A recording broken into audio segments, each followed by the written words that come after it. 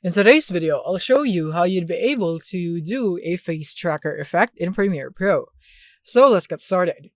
So first things first, here in Premiere Pro, we don't have an auto tracking feature in here. You would have to do it in After Effects, but fortunately, it is very easy to do it manually here in Premiere Pro.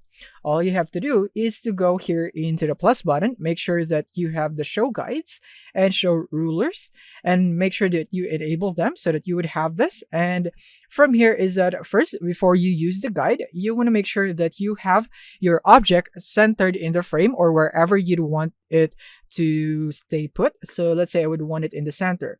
So first, I'm going to show that my guide here is in the center. So I think it's somewhere in here and right here. So you'd be able to see the anchor there. So that would be my basis for my center. So I think that's good. And then next is that you would want to now position this head, for example, right here. So I'm going to zoom in so that I would have room to work with and make it positioned in the center right here and there, and zoom in a little bit more. And I think this one is good. So now I want to keep it this way. So what you need to do from here on out is that you want to go for keyframe in the position and make sure your playhead is where you'd want your animation or face tracking to start. So in my case, it's in the beginning of the clip.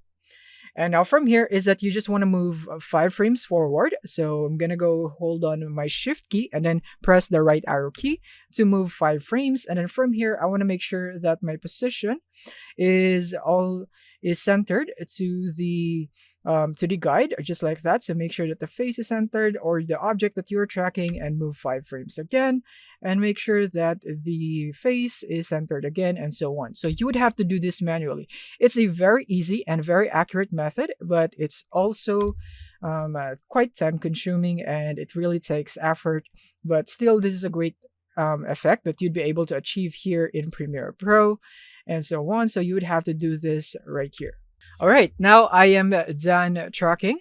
So now this is the result in here. So as you can see, it is now tracking the face of my subject until the end of my keyframe. So I haven't tracked it since after this. So that's it. Thank you for watching and see you in the next one.